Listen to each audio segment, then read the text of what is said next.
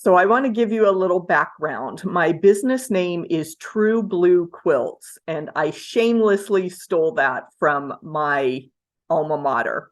I graduated from the United States Air Force Academy in 1992, and every class chooses a motto or a saying, and we happen to be True Blue 92. Love the alliteration. The class color was blue, which has always been my favorite, as you can see in my quilt designs. But I loved that time in my life. I was very happy to serve in the Air Force, and I have continued that to this day with my True Blue quilts. One of the fun things that we do in our alumni group on Facebook is share photos of chance encounters with the number 92.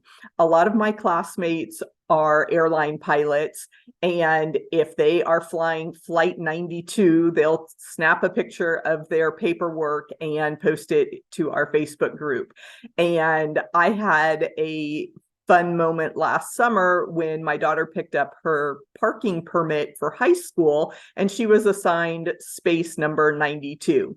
So, we're always on the lookout for those lucky numbers.